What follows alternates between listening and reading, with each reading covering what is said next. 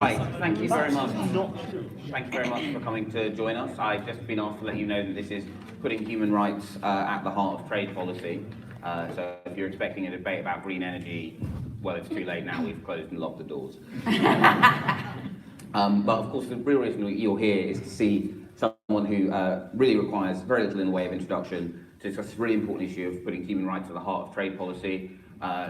Now we've left the European Union, a very new area of public policy comes back here to the United Kingdom. Could surely have no better person to be shadowing it than Emily Thornberry, who will give a speech, and then the rest of our excellent panel, who I will introduce as we go, will respond to the speech before throwing it open to your questions, which we are taking via the white heat of technology, via this thing, which I'm hoping, as I'm pointing at it, airline steward style, is explaining how to submit it onto here, where I will read off your questions. They will be filtered by someone else, so if your question is silly, then I'm not going to see it. It's a waste of everyone's time. But yeah, if you just submit it to here. But without further ado, the MP for Islington South, Shadow Trade, International Trade Secretary, Emily Thornberry, everybody. Thank you. Thank you very much. Thank you, Stephen. Thank you for that introduction. And I'd like to thank Anna and Roy and Yasmin for making this such a varied and expert panel.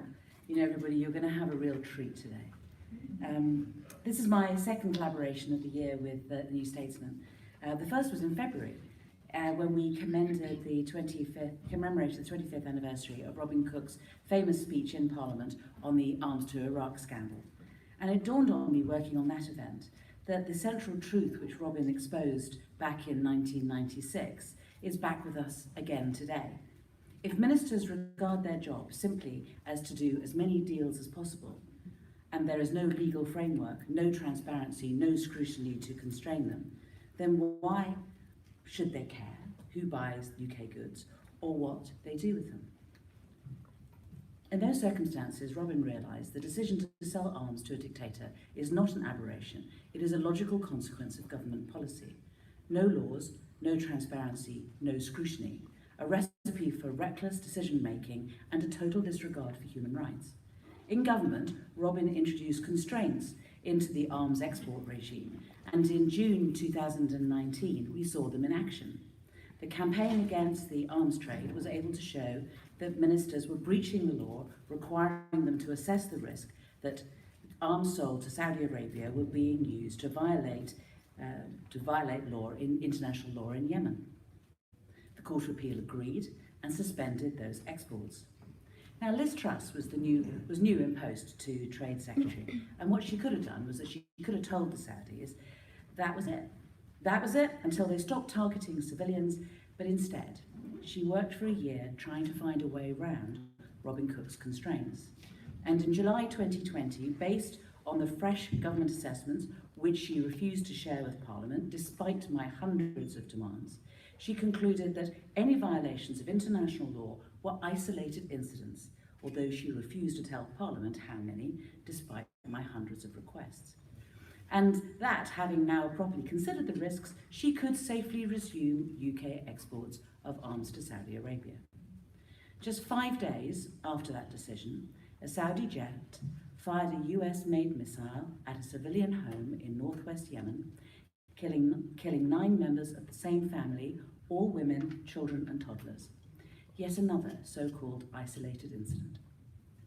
You may think that that fresh massacre and the previous judgment of the courts would have persuaded Liz Truss to act cautiously.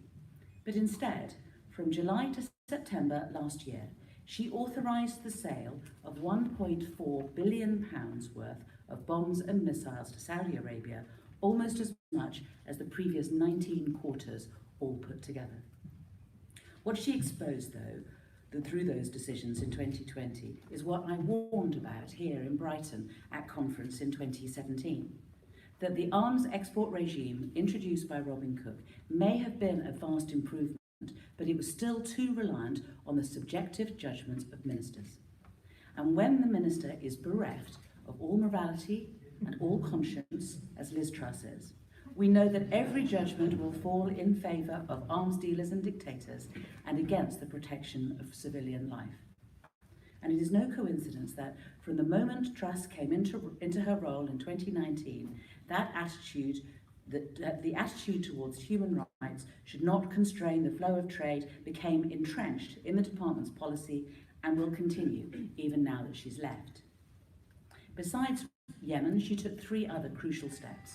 First, and most brazen, Truss boasted about rolling over post-Brexit trade deals with some of the most abusive regimes in the world, the likes of Colombia, Egypt, Turkey and Zimbabwe, with no attempt to strengthen the human rights provisions in those deals and no apparent qualms over whether they should be signed at all. I thought at least she might hesitate over the deal with the corrupt and murderous regime of Cameroon's President Biya, engaged since 2017 in a brutal campaign of violence against his country's English-speaking minority community. After all, in January 2020, even Donald Trump had cancelled Cameroon's trade preferences because, I quote, its persistent gross violations of human rights against its own citizens. In February 2020, Biya's regime raided the village of Nagabo, and in a war where most of the dying is done by those who can't run. That is who they found. They found the elderly, pregnant women, mothers with toddlers, so they massacred 21 of them, including 9 children under the age of 5. And in September 2020, the Republican-controlled US Senate tabled a resolution urging America's allies to use, I quote, all available diplomatic tools to put pressure on the Biya regime to stop, I quote, its massacres and burnings of villages. But in December 2020, despite all of that, the Biya regime was handed its new trade deal by Liz Truss, with continued preferential access to the UK market and no questions asked. Second, and most pernicious, in the course of those rollover negotiations, Truss quietly broke from a principle that successive UK governments have supported since 1995. And I just want to explain what that is. Trade deals are supposed to be a two-way street, right? Mostly between 2 developed countries. That's a simple exchange of benefits. You sell me that, I'll sell you this. But with less developed countries, there's a different dynamic. There, we've historically tended to say, we will give you preferential access to our market to help support your economy, and we want to set certain conditions that include respect for human rights, workers' rights and democracy on the other side. And so in 1995, it was agreed that every new EU trade deal would make human rights an essential element, allowing the treaty to be suspended if the human rights commitments were broken. Liz Truss edged away from that principle in her deals with Turkey, Singapore and Vietnam, but she claimed she was merely replicating the specific EU treaties that came before, because, for example, EU-Turkey agreement had been signed back in 1964 and therefore before the 1995 changes. For her deal with Norway and Iceland, there was no such excuse, but nobody cared, because those countries are not at the forefront of human rights abuse. And I predict the same will be true of Australia.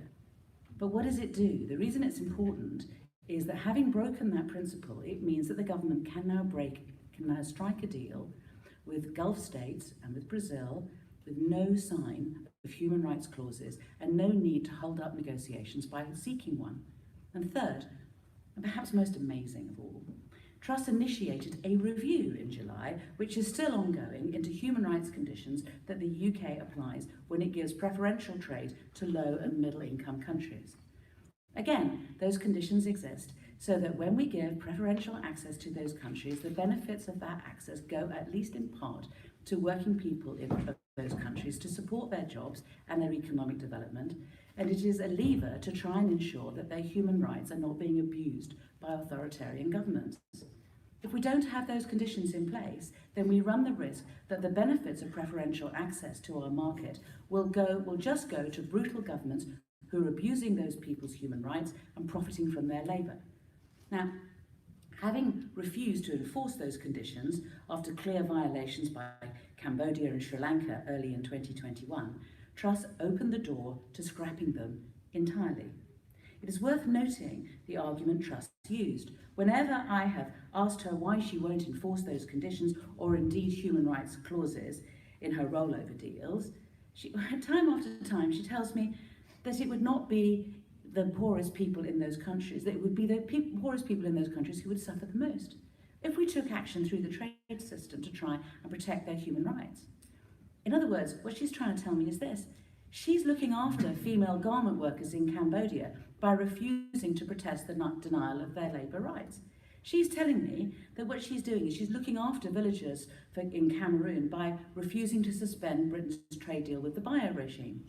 And if that sounds familiar, and to some of us it will, many of us will know that that is exactly the same argument that Margaret Thatcher used in the 1980s to defy the calls for sanctions against South Africa. Margaret Thatcher was only looking out for the interests of black South Africans. She said she knew better. She knew better about what was good for them than Nelson Mandela or Desmond Tutu or Alan Bosak. And on this very day, 36 years ago, when Mozambique's President Machel lobbied her in Downing Street, Thatcher said she knew better than him. And now we have Liz Truss repeating the same morally bankrupt, intellectually vacant argument to insist that trade cannot be used to defend human rights. For the last 18 months, I have tried, along with the rest of the Labour Party, MPs from other parties and campaign groups across the country, to impose constraints on Truss and her successors through the parliamentary process. 3 times earlier this year, we debated amendments to the trade bill which would have made trade conditional on countries' human rights records, or given Parliament the right to vote on all trade agreements so that they could veto deals with abusive regimes. After all, as I said in those debates, if we don't have laws in place to limit the actions of ministers, then we need at least final say over the actions that they propose. Personally, obviously, I would have preferred both, and most MPs agreed we needed at least one or the other. Only the government insisted that we should have neither, and fought ferociously in those debates to ensure that that was the outcome. Because just as Robin Cook exposed in 1996, when it comes to their decisions on trade, they want no laws, no transparency, and no scrutiny. And we should just pause for a second to ask why. It's tempting to think that it's because they're sympathetic to those abusive regimes, the way that Thatcher was to Pinochet, or that there's some level of corruption involved, just as there was with Jonathan Aiken back in the days of arms to Iraq. But I believe that the primary reason is just more basic than that. And like most things with regard to this government, it comes back to Brexit. The more the damage accumulates from Boris Johnson's botched agreement with the EU, the more stubbornly he refuses to fix the holes in that deal, the more desperate his government is becoming to secure trade deals elsewhere in a doomed attempt to make up for losses.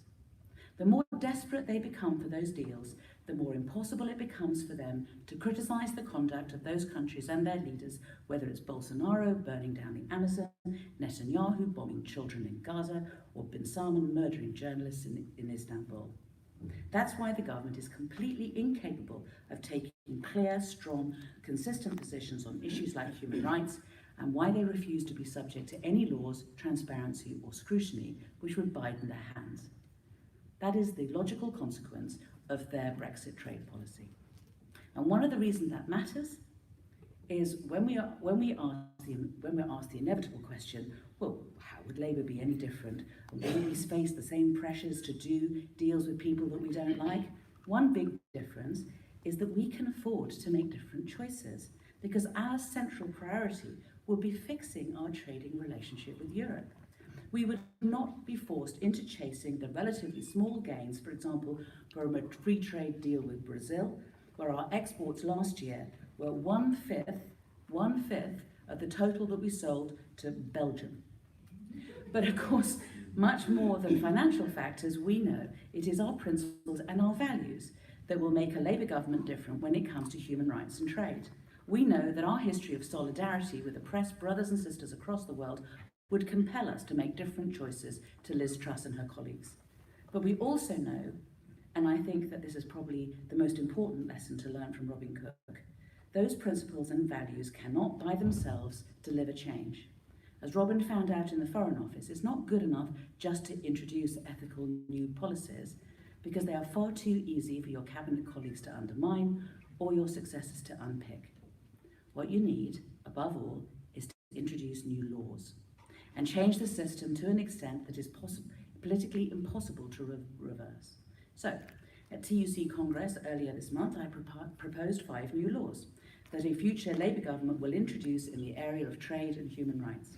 I said we will amend the Trade Act in the way the government refused to do, enabling Parliament to block new trade deals with countries engaged in serious abuses of human rights, and enshrining in law the principle that there must be meaningful, enforceable human rights clauses as essential elements of every deal.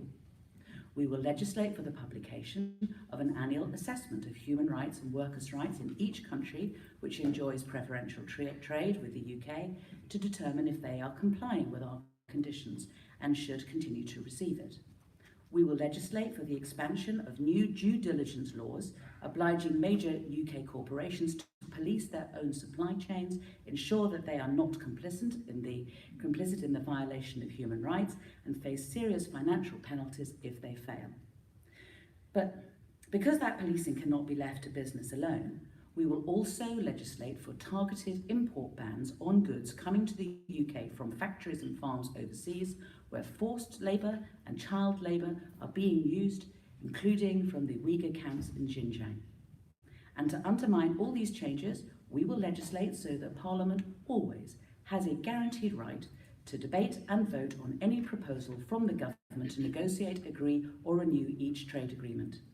In all those areas, a future Labour government will actively choose to impose new laws on ourselves and new requirements for transparency and scrutiny, not just to improve our own decision making, but to constrain the actions of all future governments who might follow us. And in conclusion, I have one more change that I want to propose today. Rooted in the same objectives and inspired by Robin Cook's work on arms exports 25 years ago. The British Armed Forces and Police are rightly regarded as the most skilled and professional in the world. It is no surprise that countries from every continent send their personnel to the UK to learn from ours. And we benefit from that training too. It helps our foreign counterparts to tackle the collective threats that we face, like terrorism and cybercrime, and the relationship we establish plays a vital long-term role in protecting British citizens and interests overseas. But there is an inescapable problem. If all countries wish to learn from ours, we will inevitably find situations where some of the training being provided in Britain is used to abuse human rights overseas, ranging from brutal repression of peaceful protesters to indiscriminate targeting of civilians in war. Some people will argue that conduct of overseas forces will be even worse if it wasn't for our training. But where's the evidence of that? In 2014, David Cameron's government decided, despite warnings of campaigners, that it was time to restore training links with the military in Myanmar in recognition of the transition to democratic rule. 5 times from 2014 to 2017, senior military leaders from Myanmar took part in MOD flagship courses to teach security forces about their human rights responsibilities. Twice the MOD put on courses in Myanmar itself. And yet, when those leaders launched their genocide against the Rohingya in 2017, gang raping women, attacking children, killing indiscriminately, burning entire villages, the UN concluded that their acts of extreme brutality were only possible in a climate where military personnel had no reasonable fear of punishment or disciplinary action. We cannot tell ourselves that British training is always a force for good when we have examples like that. When it had been anything but also, we should mention UK trained snipers in Bahrain or secret police in Saudi Arabia during the Arab Spring. So today I am publishing a new report on this issue which asks one fundamental question. Why are decisions to provide military and security training to overseas governments not made on the same basis as decisions on whether to sell them arms? After all, there is no practical difference between selling Saudi Arabia an attack jet to use against civilians in Yemen and training a Saudi pilot to fly it. So when the courts ordered the sale of arms to Saudi Arabia to be stopped in 2019, why were almost 100 training courses for coalition forces authorised in the same year, attack pilots included? Under the current system, such as it is, the government is supposed to conduct risk assessment in relation to each training request. But they cannot tell us how many requests they've actually turned down in the last 5 years, if any at all, or even how many were judged as high risk. And so you have to ask, if those requests from Brazil, Hong Kong and Myanmar for public order trading were not considered too risky, which requests would have been? Cameroon, which requested no training at all in the 2 years before their assault on the country's English-speaking minority, have since received 3 rounds of advanced command courses for senior officers, as well as battle training for platoon commanders, and nowhere, apparently, has that raised any red flags. My report today contains dozens of further examples along those lines. And what they all come down to is what Robin Cook exposed 25 years ago. When there are no laws, no transparency, and no scrutiny, the government can do whatever it wants. So I can announce that a future Labour government will impose the same legal controls and transparency requirements over the provision of military and security training to overseas forces as we apply to the export of arms. It will be unlawful for ministers to authorise training where there is a serious risk it will be used by the recipient forces to violate international law or engage in acts of internal repression or external aggression. Like arms exports, the decisions made by ministers on training will be published on a quarterly basis, and like arms exports, those decisions will be subject to scrutiny by Parliament and challenge in the courts. And most importantly, when we conduct the root and branch reform of the arms export regime, which I promised here in Brighton in 2017, whatever changes we will make to that system will apply equally to the provision of training as well. If we reform these rules correctly, it will not affect the prestige or popularity of the training we offer in the UK, but it will give us greater confidence that those lessons will always be used as a force for good, to uphold the rule of law, to protect innocent citizens around the world, and never, as much as we can ever help it, to do the opposite. And this, for me, can become the prime example of our entire approach to the issue of human rights and trade, and how we intend to turn this issue around in government. Trade should not require us to suspend our morals, as Thatcher and Truss and Boris Johnson would have you believe. Trade can be used to place pressure on overseas regimes and change their conduct, as Desmond Tutu and Robin Cook both thought it could. It can be used to demonstrate the principles and values we stand for as a country. It can be used as a positive force for good in the world and as a silver bullet for the promotion of human rights. And all that should be the logical consequence of a Labour trade policy once we are restored to government. Thank you.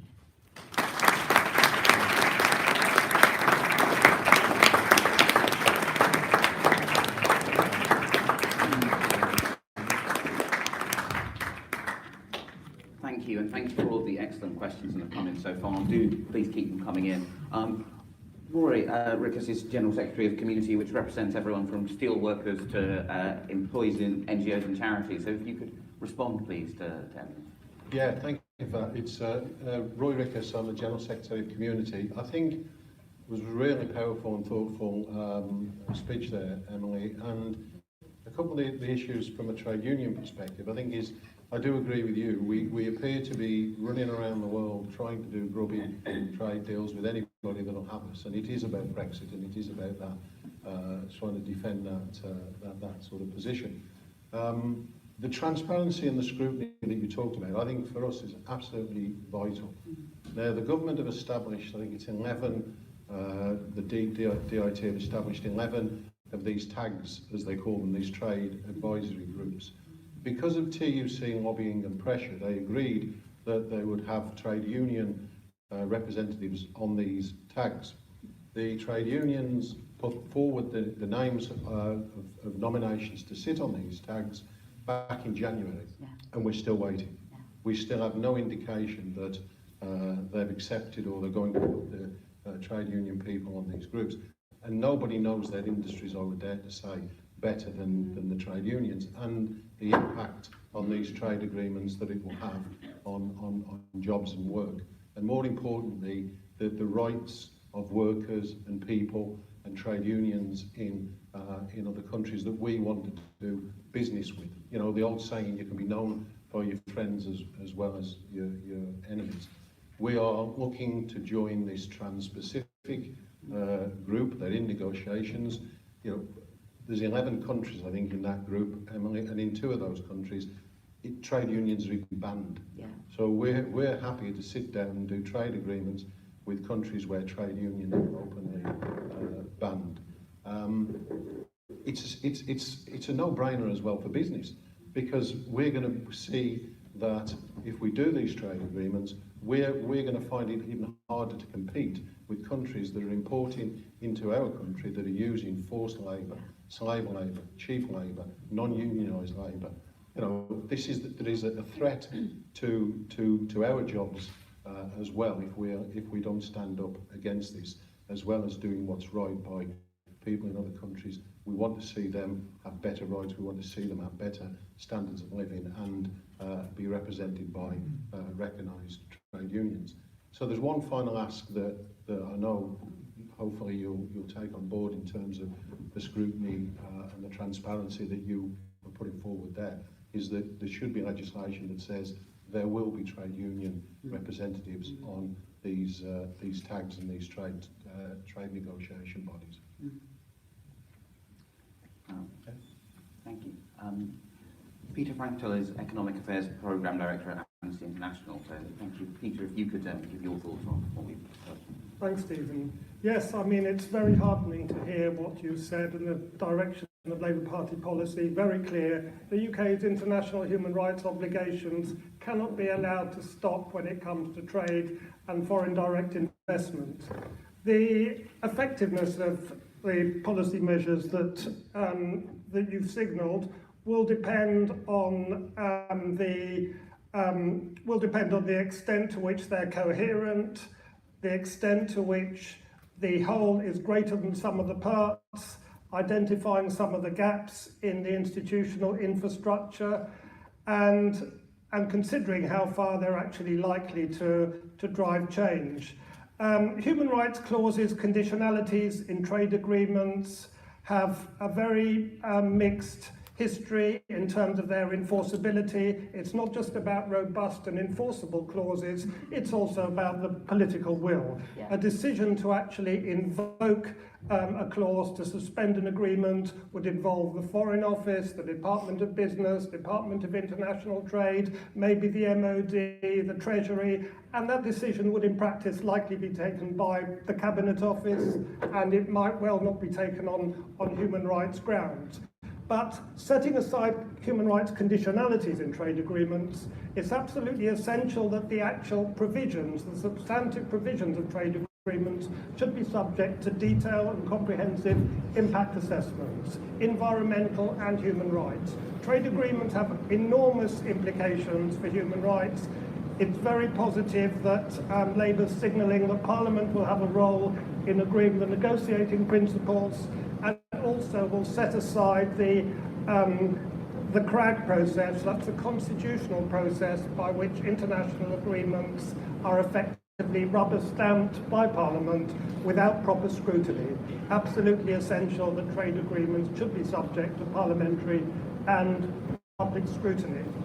And very positive also that you've signalled that investor-state dispute settlement mechanisms will no longer be used in future UK trade agreements. These mechanisms provide disincentives for states to give effect to their international human rights and environmental obligations if this would mean imposing costs on business.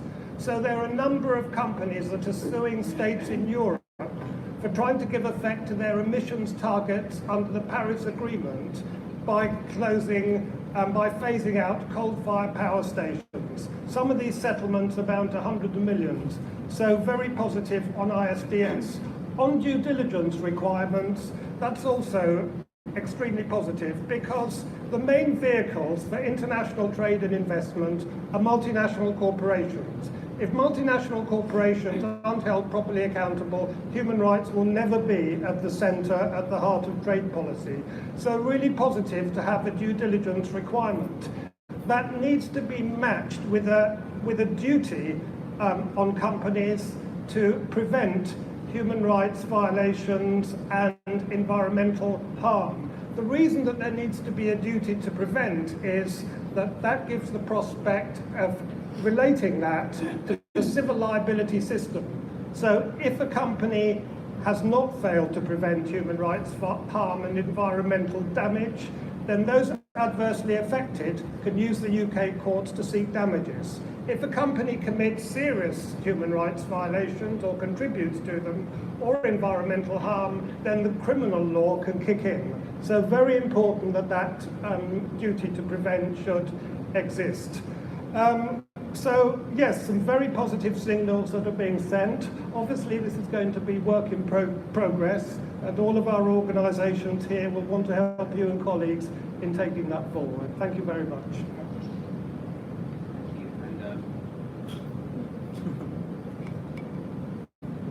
Thank you. And Jasmine O'Connor is CEO of Anti-Slavery International, and if you could also respond to Louise's remarks. Yeah, well, I just love any speech that starts by evoking the spirit of dear Robin Cook, personally. And indeed, that spirit is you know, you can see a direct line through to these policies, that, you know, the policies need to evolve to laws that have teeth. So I really do endorse the kind of additional points that have been made around mandatory human rights and environmental due diligences. That needs to happen in order to have that criminal liability, so we really would support that from anti-slavery's perspective. I think the other piece that I'd add there is that it needs to get to the heart of some of these business models.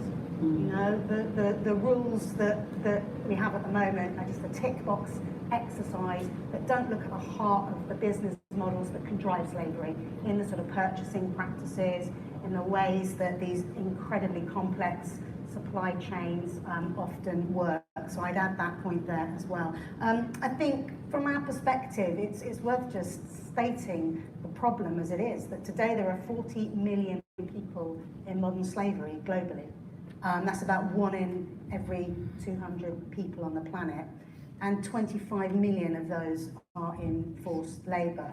And you know, it doesn't take much to look at what's going on in the Xinjiang Uyghur Autonomous Region to see what that looks like when it's on steroids. So we do welcome, in particular, the genocide amendment, and we do welcome the import bans as well, which will work for these most egregious systemic forced labour situations. I think a couple of other points that I would make is that, you know, when we're looking at this whole system that's required, the importance of trade union voices and civil society voices on the ground, and indeed in countries where the organising of trade unions is not permitted or is very nascent, how important it is to make sure that those individuals who are most affected by forced labour or by any kind of human rights abuse are engaged in those trade discussions and deals, but are also engaged in actually developing this legislation. And we would argue that, again, you know, they are those who understand the context that they're in most rapidly, and actually they're asking for those robust mechanisms so that they can call upon their own governments. So, you know, to really put pay to the kind of, you know, Margaret Thatcher idea that they're not asking for these things. They are. They're asking for them because they want us to stand in solidarity, and they want to be able to use that in their own advocacy with their own governments. And so I think that's extremely important to remember as well. I think the other comment that I'd probably make is that, you know, the need for all of this to be mindful of climate change, and indeed for the mandatory human rights due diligence and environmental due diligence to be there, but that's also to extend to the kind of environmental harms that can occur. I think the very final point that I would probably make is that, you know, we at Anti-Slavery, you know, recognise the challenge of these policies and getting them into legislation, getting them into practice. I'm obviously a CEO of a charity. I can't be political, but we stand by to support you and the Labour Party to be making that broad-based coalition, even while you're working to get back into government, so that really we can start teeing things up to see these provisions passed into law. Thank you. And Anne is Director of UK and Changing Europe, Foreign Policy Fellow at King. So if you could also respond to Emily's speech, please. Yeah, I'll be very, very... Actually, Emily, I was just thinking the last time we were in one of these rooms together, we had to break off to listen to the Supreme Court's judgment on prorogation a couple of years ago in this room, wasn't it? Yeah, I was just remembering. And we all packed up and left. Yeah, exactly. so I mean, I broadly welcome what you said, but I don't want to turn this into a love-in, so I'm going to try and sort of challenge you a little bit. You give me a hard time, it's all right. So I've got a comment, a warning, and a suggestion. The comment is, you know, it would be nice if we put trade at the heart of trade policy in this country, because no one talks about trade as trade. I think I've never said this to you before, I think you let the government off a bit lightly on its post-Brexit trade deal agenda. This is nothing to do with economics. They're not trying to make up for the loss of Brexit. This is purely performative. This is signing as many as you can to wave them around and show that you have. It's almost signing as many as you can that do as little as possible economically, because if they do stuff economically, you've got domestic consequences that you're going to have to manage. So, you know, look at the discussions with Australia. So at some point in this country, we need to have a conversation about trade as trade, is the first thing I would say. The warning is, it is great to put principles at the heart of your foreign policy, but you're always going to confront trade-offs. That's to say, small states, developing states are easy. What happens with China? You know, there are really difficult trade-offs when it comes to economics and values when it comes to China. And there are equally hierarchies of values when it comes to foreign and trade policy. So, Malaysia and India, shocking records when it comes to workers' rights in those countries. You might have India, don't get me started on the reasons why we might not want to sign trade deals with India. But we have a foreign policy that has a certain view on China. Is deterring China or creating an alliance of like-minded nations in China more important than upholding human rights standards when it comes to trade policies? I'm not saying one or the other is. All I'm saying is we shouldn't be blind to the fact that there are trade-offs. And finally, so the suggestion is to do with politics. You know, you know what the government will say in answer to what you're going to lay out. The government will weaponize values. That's what the government does very well. Snowflake, lefties, whatever. Okay, and my suggestion comes from this. Two things to say. One, the British people, as a rule, don't care about trade policy. There was a recent poll that showed that 7% of people realise we've got a trade deal with Japan. The British people do care about specific rights, standards and values. 90% of the British people don't want a lowering of food standards in any trade deal. When you propose this, do it with concrete examples as well as a rhetoric and values. Because actually, if you talk about the Uyghurs, or if you talk about post-Skripal, you get enormous public backing for actions to be taken. If you talk in the rather vague languages of values, it goes down very well at conference, but in the wider political arena, it needs to be backed up with specifics. That's it. Yeah, no, cool. Thank you very much for all of your remarks. Thank you for that very good speech. And thank you for your brilliant questions, which we'll now get to. Now, Emily, not a lot of people have noticed that you are now also in charge of Brexit policy for Labour. But one person who has noticed is Adam, who asks, there's growing talk in governments preparing to trigger Article 16 of the Northern Ireland Protocol potentially this week. What will Labour do in that scenario? So we have this really thin deal. You know, we all know that we have it. We signed it on Christmas Eve, for goodness sake. You know, I think that, like an awful lot of people, it was so much down to the wire that we were just incredibly relieved that there was something signed at all. And then as time has gone on, we've realised just how many holes there are in it, how thin it is, how inadequate it is. It has within it various mechanisms that could be used with goodwill on both sides to patch some of these holes up and for us to be able to develop it. But what's happened is that all goodwill has disappeared into the vortex, which is the issue of Northern Ireland. And because we've not been able to move on and not been able to find a solution to it, and it seems as though There's just an upping of the ante all the time. I mean, I frankly don't think that either side is behaving particularly reasonably, if I must be honest. The idea that you can have your truck turned around because the form has been filled in the wrong colour pen is just, you know, ridiculous, and these examples do exist of pettiness on the European side, but frankly there is also an upping of the ante which is going on the British side too, and it plays good politics. It's good campaigning stuff. It's kind of, you know, it's keeping the Brexit bruise going, but it doesn't do us any good in the end. It's not about governing the nation and making appropriate decisions to govern the nation best. It's just about stirring people up again and again. And we cannot allow Northern Ireland to continue to be in limbo.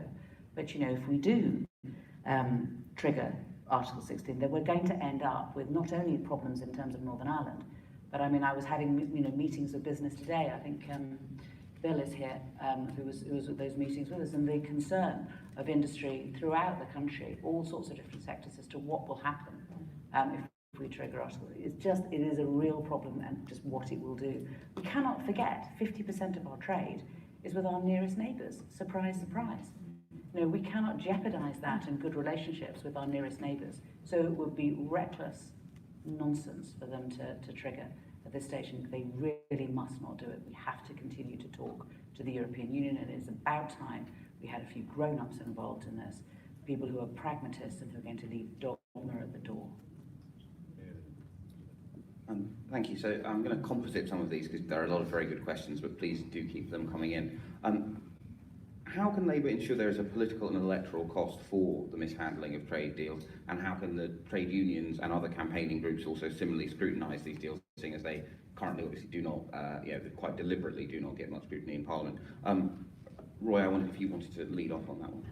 Well, yeah, like I said earlier, it's important that trade unions are involved, and it would be great to see that happen. The government have said that they're going to allow trade unions onto these trade bodies, but we haven't seen anything yet. So we have to keep fighting, we have to keep campaigning, and we have to make sure that we're representing the views of working people.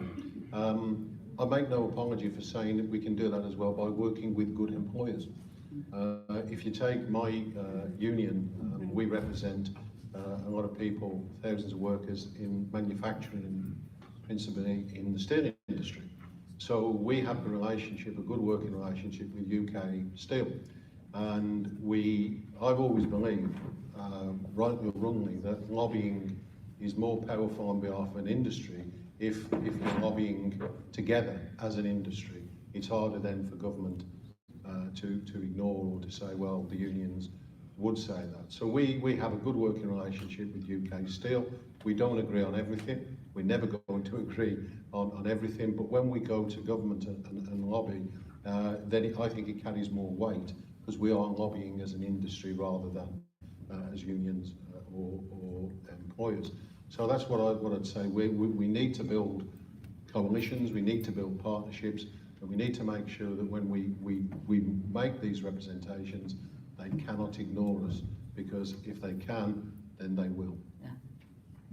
But can I just, but you're hiding your light under a bushel. I mean, you know, the steel industry was under a severe threat just a couple of months ago, because what had happened is, because of overproduction across the whole of basically the Americans introduced these protections for their steel industry, the Europeans introduced protections for their steel industry, Britain had protections because we were part of the EU, we leave the EU, guess what? Guess what their headbangers in DIT wanted to do? They wanted to lift all the protections so that we would have then exposed the steel industry to dumping on a massive scale. It would have been the end of the steel industry. But it wasn't. Well, so hey, well, we didn't want this to become a love-in, so I'd have had to say that we have to thank you and your team for what you did. No, we came together and we made the representations, and at the 11th hour, you're absolutely right, Liz Truss sort of did this U-turn and put some of the safeguards, not all of the safeguards, but you put some of the safeguards back in. Our problem is we don't know how long those safeguards will last, so we cannot take our eye off the ball. But it was an example of what I said earlier about the unions, employers and the party coming together, making those strong representations, and finally forcing the government into a U-turn at the 11th hour. So it was a team effort. I'd sort of really endorse that. The coalition building is really, really important, and something anti-slavery that we're doing, working with a number of businesses who do not want to be sourcing from the Xinjiang Uyghur region in China. They do not want to. They are struggling sometimes to sign up to our commitments because of the repercussions that they sometimes receive or they fear. They need government to take action, and so there's a voice there. I think we're also working with a particular insurance provider, who Fidelis Insurance, who have been working with Lloyd's of London to get clauses into marine cargo contracts to kind of leverage that industry so that you cannot buy insurance for your cargo if you can't prove that due diligence has taken place. And so there are initiatives across a number of different industries, and I do think there are voices that we can corral in this debate, because actually those are some of the voices that this government will hopefully listen to. They're not going to listen to me. I wish they would. They don't. Thank you. Peter, would you like to comment as well on this, or? Anna, do you? Sorry, it's gone to sleep. Right. Several questions in this vein. It seems obvious to use trade to have as a lever to improve human rights and as part of an arm of an ethical foreign policy. So why do you think this hasn't happened before, and why will it be different this time? Well, it's not happened before because we haven't had a trade policy before, because basically the European Union did trade for us. And so that's the thing, the reason that we need to be talking about this, the reason I'm so keen to get out and talk to them, because we need to start making some decisions about what do we want to do with trade. So I think that our trade policy should augment our economic policy. We should be looking at what sectors, the sectors of the future, do they need access to this market or that market? How do we make sure we look after it? And then how do we use trade as a reflection of our values, and sort of a bit like a bit of sort of muscle behind our foreign policy, I suppose, in a way. I think, but we need to have this debate. But you go somewhere like Australia or New Zealand that have had to live by their wits, have had to have trade policy all these years, and they really get it. And it isn't just the politicians, actually. Other people get it too. Whereas this is all new to us, and it's understandable that people don't really know, they don't have the confidence to talk about it. But we do need to. If we're going to develop a trade policy as a country, we have to engage not just civic society, but actually, you guys. People need to be able to talk about trade with some confidence. I think that's absolutely right, and true. And I think it's also the direction of travel. Yes. I think smart people around the world are waking up to the kind of atrocities, that our dear friends in the Uyghur region, and they're saying this isn't good enough. So I think the policies that you've announced are, by far and away some of the most comprehensive, and it's incredibly exciting to see that, and incredibly exciting to hopefully be a part of that. But I think there is also a direction of travel in America. They were already banning imports from forced labour. There's that direction of travel in Europe as well, with just recently announcements there that they're going to be looking at the Commission is going to be looking at introducing the sort of import bans from that perspective, and are also already looking at mandatory human rights and environmental due diligence. So I think there's a kind of overall global piece to this, that we will be disadvantaging British business if we aren't a part of this direction of travel. And I promise I'm not going into details of this as well, but there's also a whole aspect when it comes to climate change. Absolutely. And the way in which you can use trade to underpin, policies on climate change. So, there was the British High Commissioner in Australia was jumping up and down, very smugly saying, the trade deal with Australia is going to be fantastic. It's going to underpin their commitment to Paris, and we're actually going to winkle out of them how they're going to get to net zero.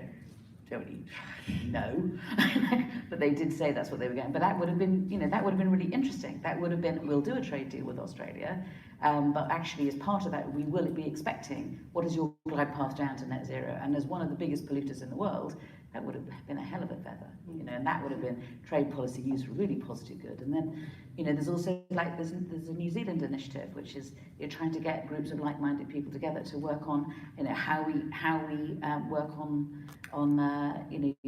fighting climate change together as a group, sort of at the World Trade Organization. And why we're not a member of that group, I don't know. Thank you. I'm very aware that I need to ask you to wrap up, and I haven't got through many of your excellent questions, so I'm going to ask you all to wrap up and also to consider this, I think, very good question, which is, is there an area of the world that you think trade policy should be particularly focused on in terms of these issues around human rights, even if it's somewhere with a fairly low economic importance? I'm going to ask you to go in the reverse order. I called you the first time, so only will get the last word. So, Anand, I'm afraid I can ask you to think very fast on that. I think in terms of both foreign policy and trade policy, we need to give far more attention to sub-Saharan Africa.